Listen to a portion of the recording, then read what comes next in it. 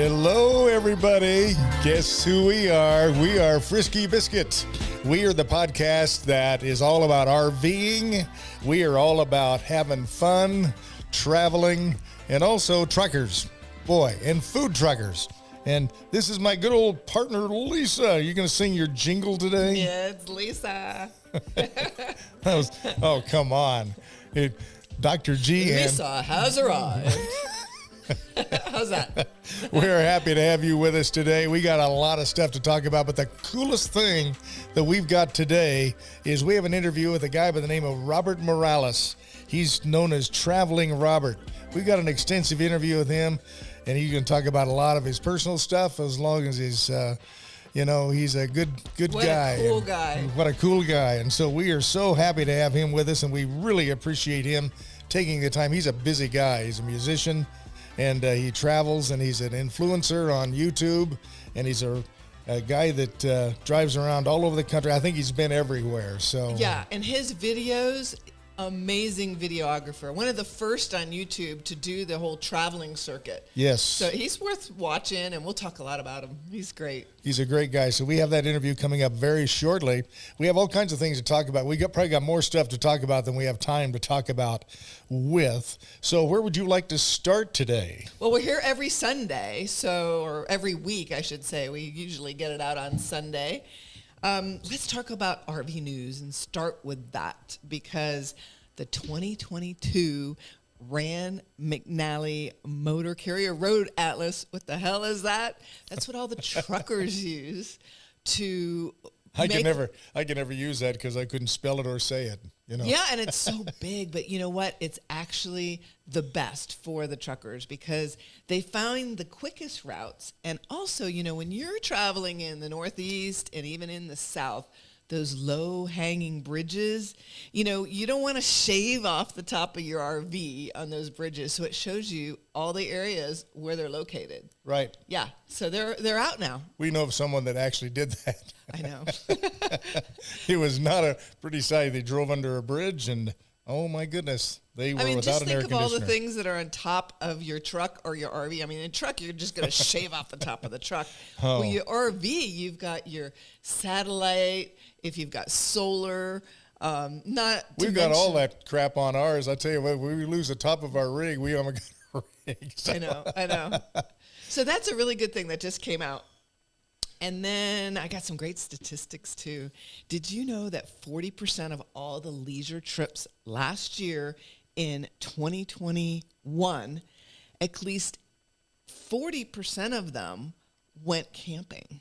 I mean, that to me is a staggering statistic. That's kind of staggering. That's a staggering statistic when you stop and think about it, because usually people got on a plane, went to Europe, went to Disneyland, all these kinds of things. And now with the big change that's happened with everyone, man, I tell you what, camping has got to be a thing. I know. And a lot of people work on the road. They say over 45% of the people work, and 50% of those are millennials. And I know I've done that before. It's not as easy because you're traveling and your day-to-day operations aren't the same. However, it can be done, and more people are doing that. They had the leisure of doing that during the last couple of years, and they said, hey, why not? Let's just do it remotely from the road. So again, those satellite systems are really important, and your Wi-Fi is really important for that part. Well, most of us can't do anything without Wi-Fi, and a lot of people working on the road. In fact, we do a little bit of work out there too, and so we're all connected with the internet, and the internet is kind of a big deal.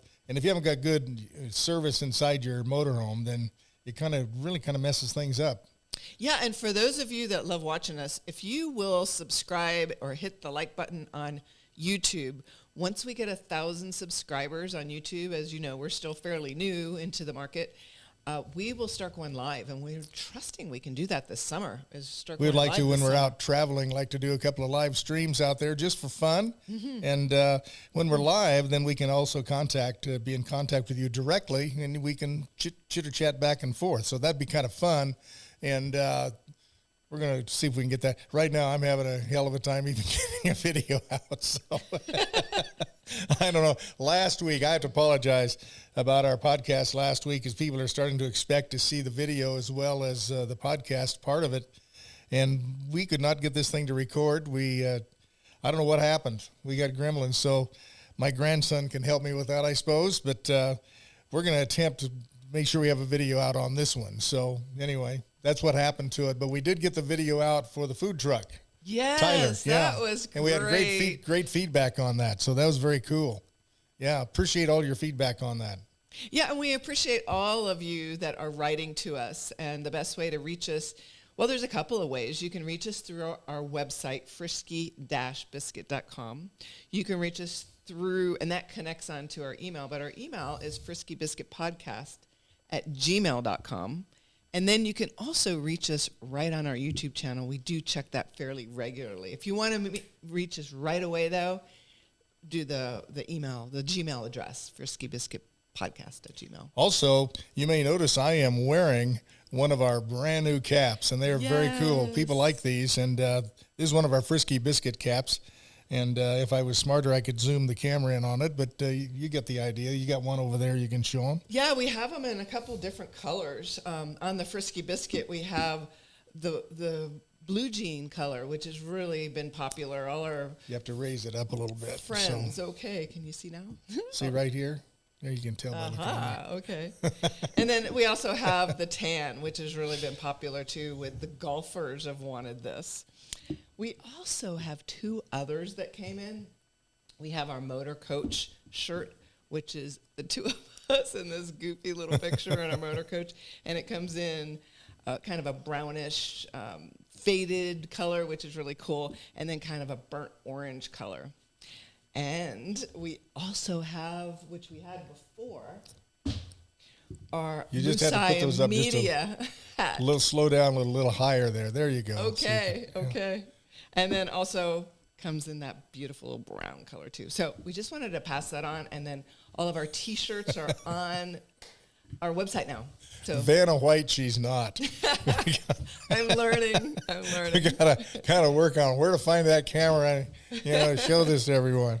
But they're very cool, and we got a shirt over there. Let's show them that shirt right there, because this is really cool. It might not show up that well on camera here. Okay, lift it up there, kind of cover your way up. See right here? Can you see that? Oh, right there? I see. Okay. Yeah. Yes.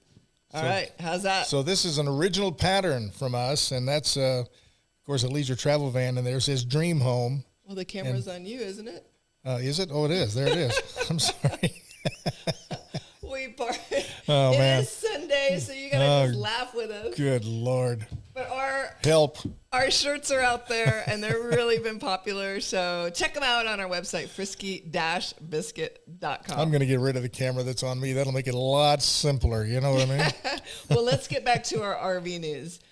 One thing that I found that was really interesting, I found that those of you in the local communities, did you know that RVers, when they come through, and this is a year statistics, but I suppose most of it's done in the summer, they spend $44 billion within communities around the country throughout the year into your community. So, if you're part of a community and have businesses there, I would say welcome those RVers, and then you add the truckers onto that. That's a pretty good little chunk for the communities themselves. That's a lot. Yeah. Yeah. And there's a lot of new travelers. There's 7 million new travelers this year in 2022.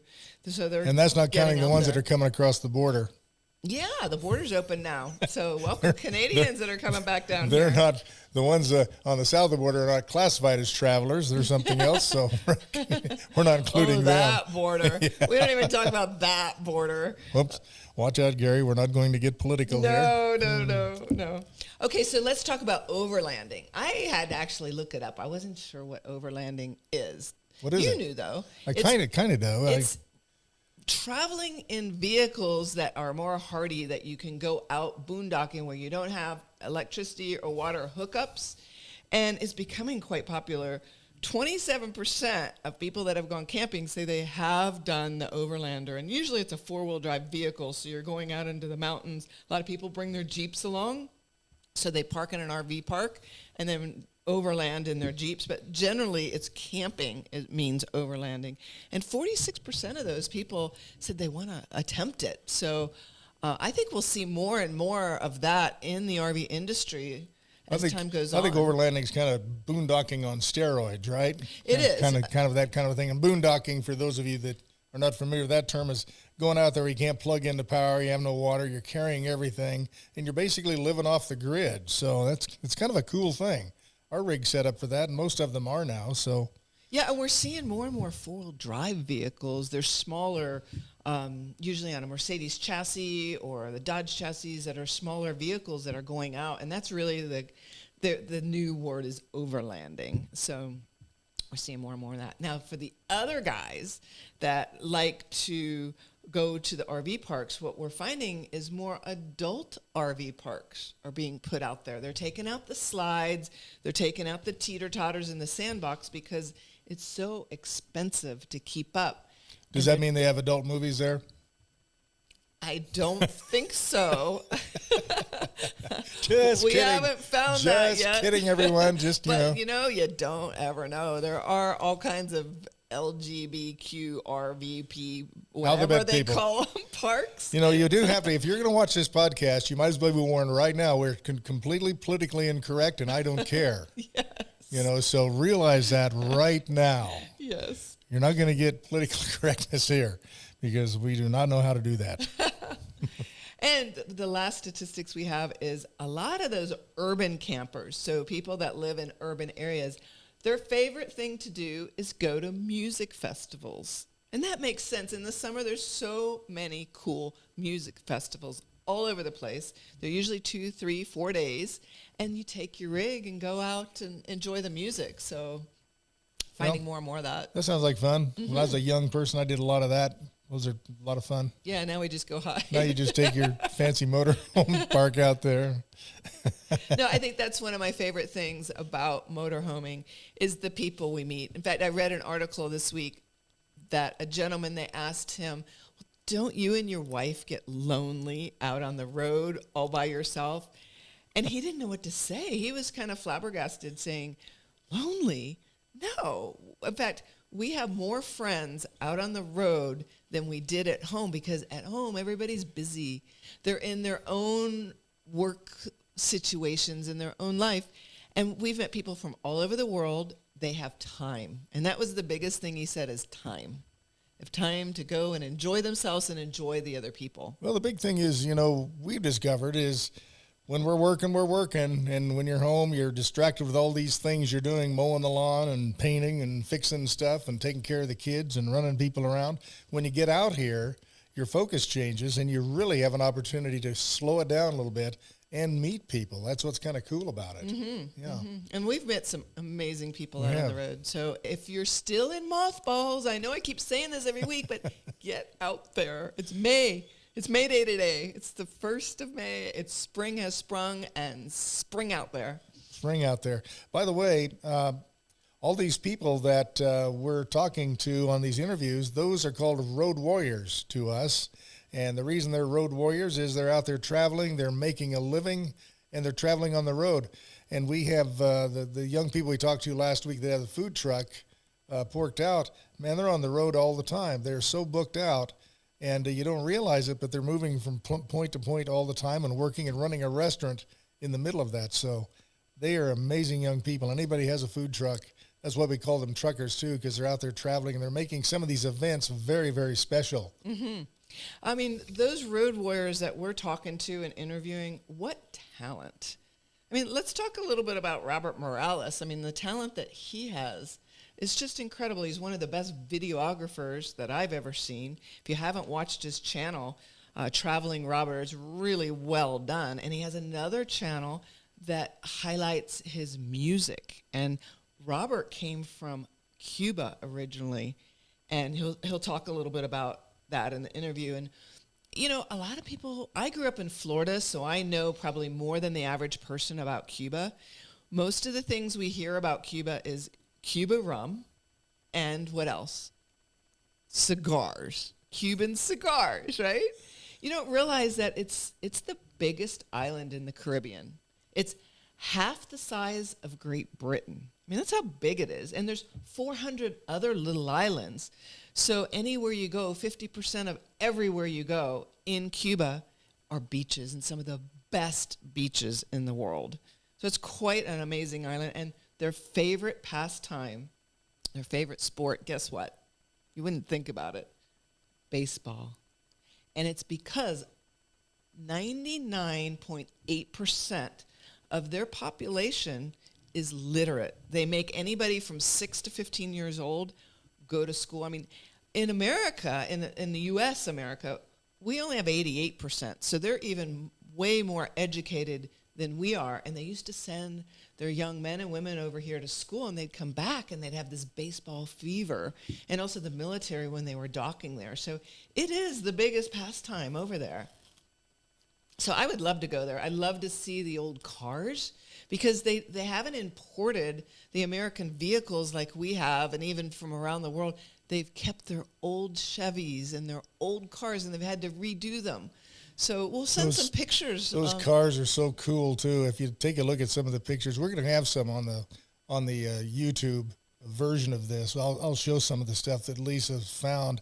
Boy, their cars are amazing, and they're just driving them around every day. 55 Chevrolets convertibles that, here are show cars worth about $100,000, and they're using them because they have no other automobiles down there. So it's kind of fascinating.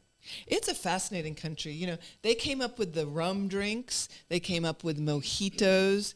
They came up with the daiquiri, because they took all their rum and switched it all, invented it there in Cuba.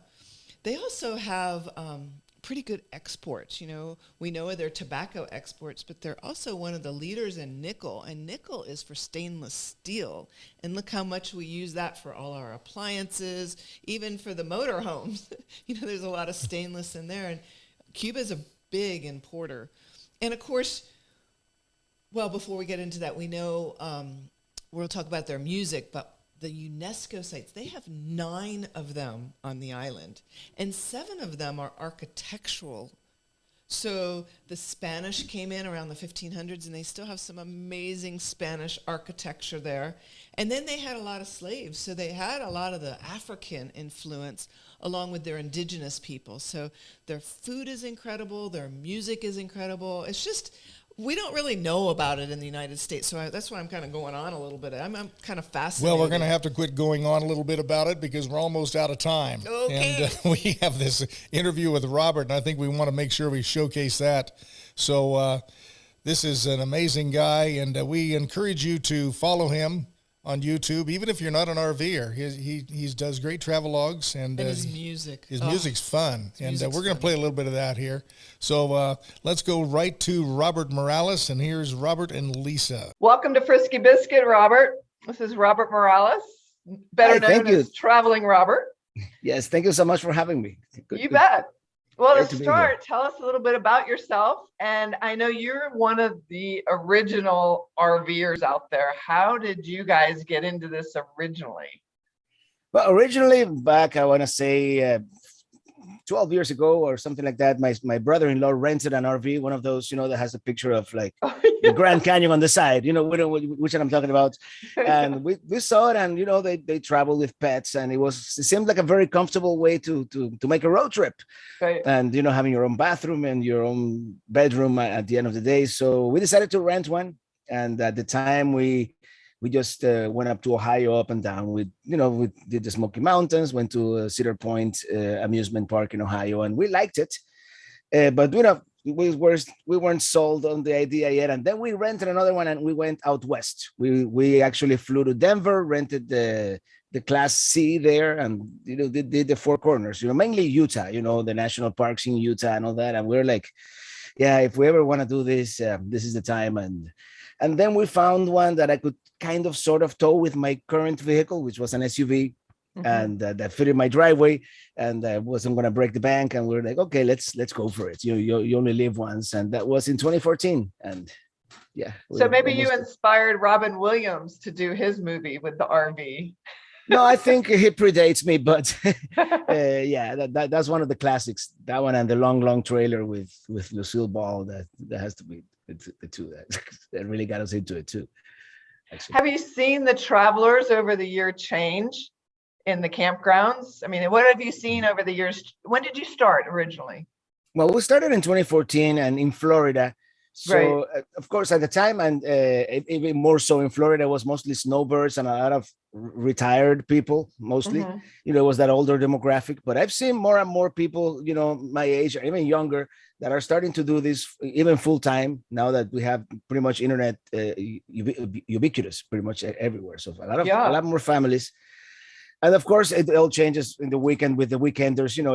It's a different dynamic, but and in times of the year, but it has changed a little bit over the past 8 years for sure. Have you ever bumped into the same people because you've traveled so much and just been shocked that, hey, I'm seeing you on the road again and not expecting it?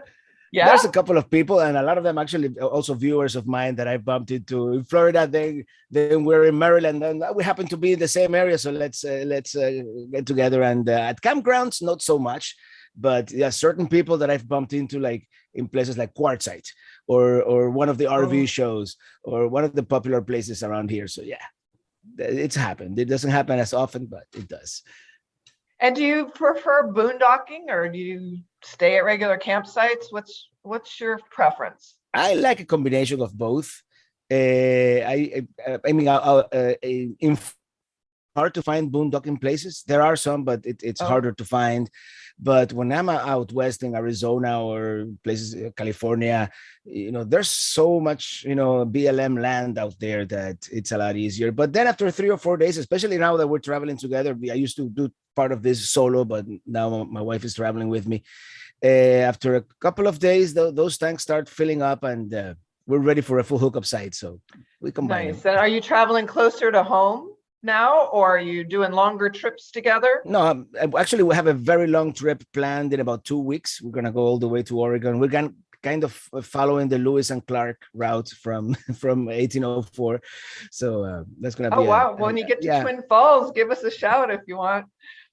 We'll be close. I think we're gonna cross through northern Idaho, but oh, nice. Yeah, but I love that area, so we'll probably go down. Yeah. Three Islands State Park, I believe that has a center there that's just a wonderful campground if you get to that region. Yeah, I stayed there once actually. Oh, you did? When I did Southern Ohio, I stayed there. It's a beautiful campground, and they do have an Oregon Trail center there because that's where the Oregon Trail used to go through. So right. Yeah. And a little bit about your rig for Winnebago. I know you're a sponsor for them. What do you love about the Winnebago? Well, I started with the original Winnebago, the 1708 that I had, the 2015 model, and it was very compact, very maneuverable, and that's what I liked about that one. And now I'm on number 3. This is number 3 that I got last year from them, and they kind of designed it I don't want to say with me in mind, but they followed a lot of the things that I had requested to have in a travel trailer, like lithium batteries, better inverters, more like boondocking capabilities, if you will. So they created the Flex in part based on what I requested. Oh, nice. So, yeah. Nice. And they didn't call it the Robert, huh? No, yeah. Vanity, part of me would have liked that, but that's fine. They call it the Flex, and it's good. And did you change much of the kitchen since you're a big chef? I haven't changed all that much. I have the 3-burner propane, and actually it's my first convection microwave, so I'm getting used to that. Oh wow! But I haven't changed much, and since this is really not my trailer, I'm technically borrowing it. I'm not supposed to make too many changes. You know what I mean? Yeah. And how did your family cook a lot? I know you do a lot of cooking videos on your channel, Traveling with Robert. Yeah. Did your family cook? How did you learn how to do all of that in such a small space? I guess necessity in a sense. My grandmother used to be the chef. She used to cook a lot. My mom, not so much, but then I decided to learn. I wanted to learn and different cuisines. I don't follow my ancestors' Cuban recipes to the letter. I start adding different things and experimenting with flavors. But my mother-in-law also, she used to cook a lot, and I learned a lot from her too. So and then out of necessity, you learn how to cook in a more limited space and make it a one-pot meal sometimes. Yes. Even though if it is not the most kosher way to do it, but yeah, just put everything together and it'll taste good. So did your parents or grandparents come over from Cuba? Yeah, we came together in we left Cuba in 11. We lived in Spain for a little over a year, and then it was a long layover in Madrid, and then came in December '88. Yeah. Oh wow! So you actually were born in Cuba? Yes. I grew up until I was 16. I lived in the island. And that's where your music comes in, right? Yeah. Well, that's where it comes in, and for a very long time, for probably, I'm trying to think here, about 20 years. I played with the local salsa bands, in Miami. It's Latin music, but I've always liked all genres, most genres anyway. So I experiment with a little country here and there, a little jazz, rock and roll, whatever comes. Well, I grew up in Florida, like I mentioned, in Tampa Bay, and we had a huge Cuban influence. And I found over the years, my love for music came from that young age of listening to the Cuban music, because I felt like it was so diverse. Like, you guys can really play anything. And I found that that's what comes through in your music. Like, I love your CD, and maybe you can let our viewers know how they can get a copy of it. Like Traveling to the West. It's such a jazzy song, and it sticks in the mind, and it's wonderful. I'm so glad you like it. According to Spotify, that's my number one hit. So it's the one that people have listened to the most. But actually, I'm not selling physical CDs anymore. But if people want to find it online, just search for my name, Robert Morales, Travel Music, or it's they can download it. You can download it or stream it or anything you want. Nice. Yeah.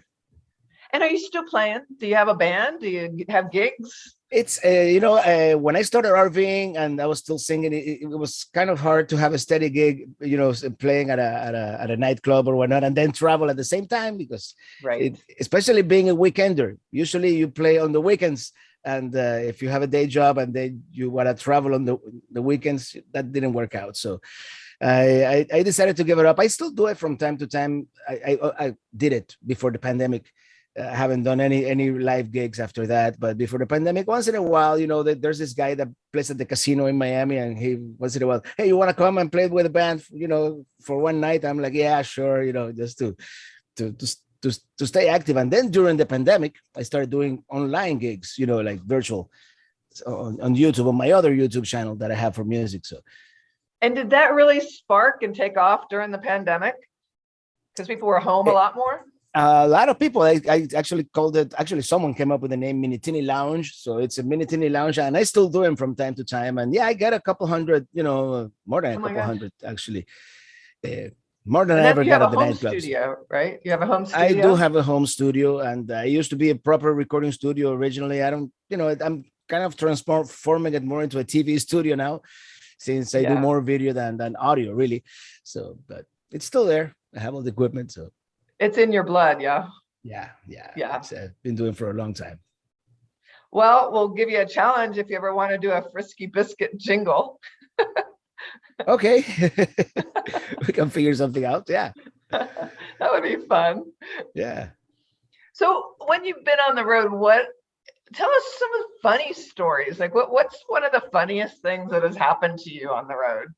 Oh, funny stories. It's usually, things that happen and then you laugh about it after the fact, not during the fact. Like that one time that I took a Route 66 with chain link fences on both sides, and the Route 66 started deteriorating until there was no more Route 66. We're talking in Western Arizona. So I had to make a U-turn in that narrow space, and I almost didn't make it, but it was like probably at 20 turns or so until I jackknifed it enough. Until I was able to get back. But that was one of those, getting myself into those situations when I, that one time when I dropped the trailer in a ditch and I have to take it out, and, things have happened. And when I got stranded in North Carolina in the path of a hurricane, that's when my old tow vehicle died. And, what did you do? But you wanted funny stories, and I'm talking tragedy. It was that support of that nascent community that I had at the time, man. That was really emotionalist in a sense, that everybody kind of came to my rescue. So something good came out of the tragedy, if you will. And the community that you have, that you've built over the year, are they all through the United States? Are they all over the world? I have people all over the world. Mainly United States and mainly in a couple of states, but I have people in Australia, Pakistan, Kuwait. You name it. I think in South America a lot too. So it's many different parts of the world. So what's it like to be famous? Do you feel, do you have all these, like, what's it like? I still don't believe it sometimes. I'm the same person in a sense, but yeah, it's cool to see the people recognize you. They honk on me on the interstate. It's nice to hear their stories, how in many different ways, that I guess I've influenced, their lives, and they've started traveling because of me, or I got them through a disease of some kind, and that's extremely humbling and rewarding to hear those stories. So, and now you have your wife with you traveling, right? Yes. As of last year, after the pandemic, particularly, she's able now to work full time from the road. So it works out as long as we have internet. And I've made everything possible to have like belts and suspenders when it comes to internet connectivity. So there will always be something. And now with Starlink, that will be like the last resort if there's nothing else. Yeah. And do you tend to stay longer at one spot? We've slowed down a little bit in that sense, but sometimes we just go, and if it is a go day, maybe she can work, from the passenger seat, and get something done that way. But yeah, we tend to stay longer at places. It used to be like 2 nights, and now it's like 4 or 5, 6 nights. Just curious, what type of work does she do on the road? Because I know people are interested in working on the road, and I know you work from the road and go home, right? You do both. Yeah. Yeah. Well, she works at a hospital, and her whole work is you're able to do it online. So wow. She has no real need to be physically there. So so in the healthcare medical industry. Records and that kind of thing, and. So yeah, we do it part-time. We travel 2 or 3 months at a time, and then we come back home, and 2 or 3 months, me editing, editing all the video from the trip. That's basically how we try to operate. Nice. And my last question for you is, for the younger generation, from your experience of being on the road all these years, what advice would you give to them? And travel as much as you can early. And especially if you are able to do some kind of work from the road, don't wait until you're 50 and your knees start hurting and that kind of thing. There are many things that I would like to do now that sometimes my body doesn't cooperate as it would have, 20 years ago. And I would advise everybody to travel. It's probably the best learning experience, learning about different places, different cultures, different people. And it's inspiring. It's good for the soul, Go see the Grand Canyon, climb a mountain, and enjoy the best beaches in the world, that kind of thing. Has it changed you over the years? Yeah, absolutely. Yeah, definitely. I used to be afraid of many more things or many more places that I'm not really afraid of anymore. Nice. Yeah. Well, thank you so much coming on as our road warrior this week of Frisky Biscuit. We really appreciate it, Robert. Thank you, Gary. How can people get in touch with you? Traveling Robert is my main website, and I have it's people, it's maintained and it has links to all my social media and my YouTube channel and my Patreon and everything else. But other than that, just search for Traveling Robert anywhere, and I'm there. I even started a TikTok account, so I might see. Wow. Doing TikTok. So. Okay, that sounds great. Well, thank you so much for coming on. We really appreciate it. No, thank you. Riding in my RV. And there he is. What a great guy. Man, I really appreciate it, Robert, for you taking the time with us, because I know how busy you are. You got so many things going on. So. And I adore your music, so thank you for your talent, all those years of putting it together. I know with musicians, it's not something you just pick up an instrument and play. It takes time. It takes time, and he's good at it. He plays everything. His genres, he plays a little of everything. It's really worth listening to. It is. It is. So, Robert Morales, check him out on YouTube. Traveling Robert, his videos are really good. They're much better than ours. a lot more We're learning from you. A lot more interesting. Anyway, you've got some interesting, funny things going on that you searched out, and I'm just kind of curious if you're going to talk about any of those today. Oh, we're going to talk about a few of them. You know, one of the things right now, I'm in dire need of a donut. You are? I can't believe it. I've just been craving donuts lately. If you are, hey, we're getting a new duck donuts. If you haven't had duck donuts, they're amazing. We're getting a new one here that's about to open People are very going to think shortly. Our whole life centers around food. It does. And actually, it does. The more you think about it, it does. If you're in Marion, Ohio, it's illegal to eat a donut while walking backwards. So make sure that when you're eating your donut, you're not walking backwards in Marion, Ohio. That is just ridiculous. Who in the hell would come up with something like that? You said earlier that somebody probably was eating a donut and backed into a water trough or something and pissed off the horse. Yes, or pissed off somebody that owned something that they ran into. Well, in Boston, you know, it's illegal to eat peanuts in church. And you wonder how that came about. I'm sure the church people were just saying, you know what? You guys make a mess. You're too noisy. You cannot eat peanuts in our church anymore. Well, I used to shoot balls, so you did which in is church? Worse, yeah.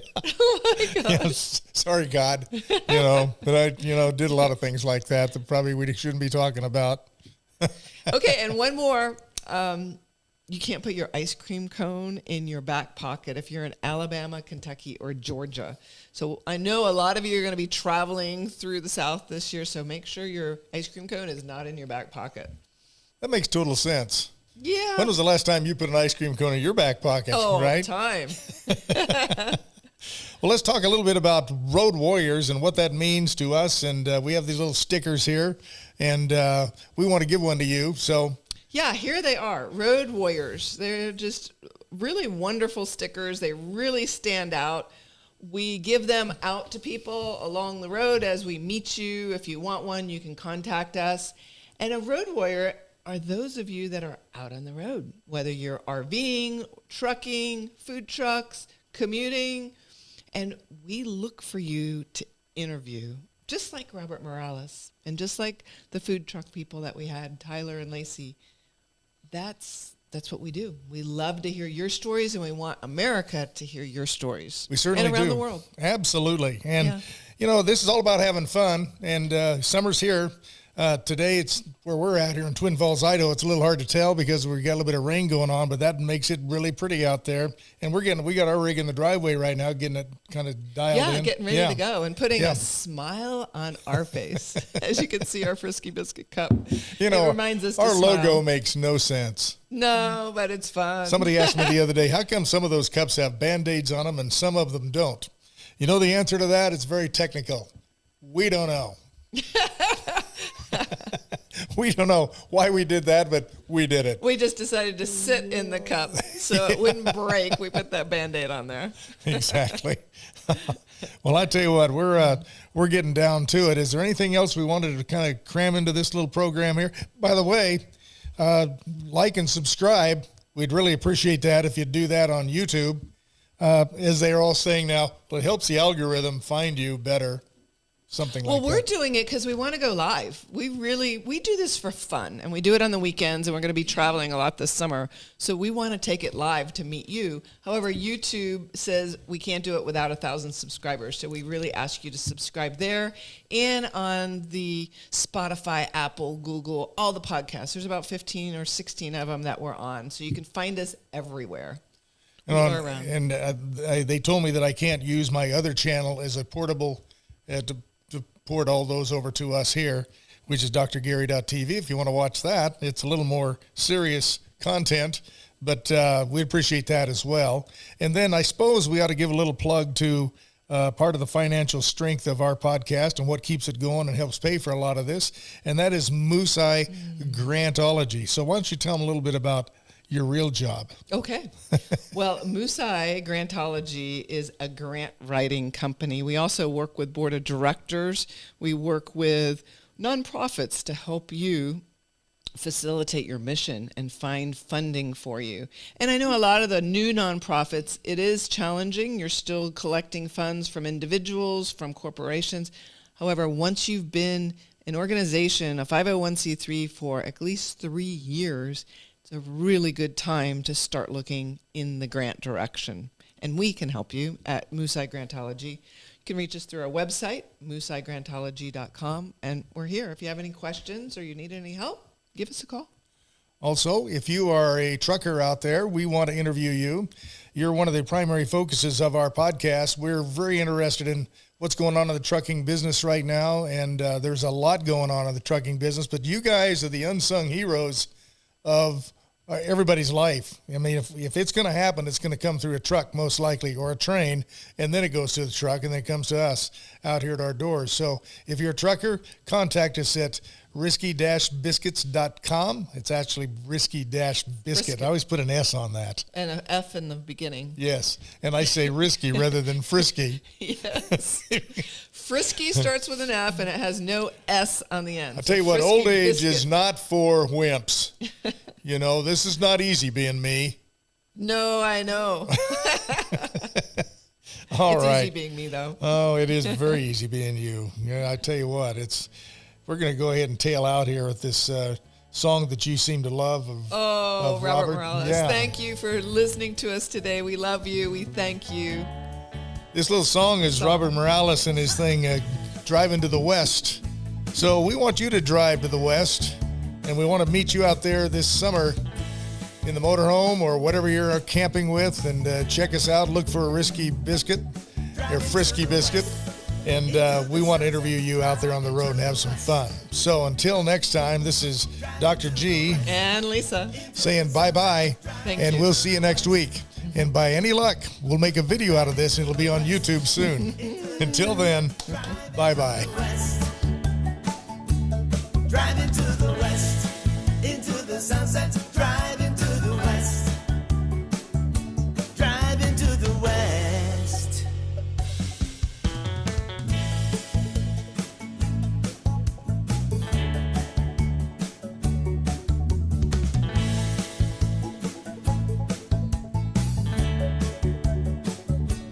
Driving to the west, into the sunset.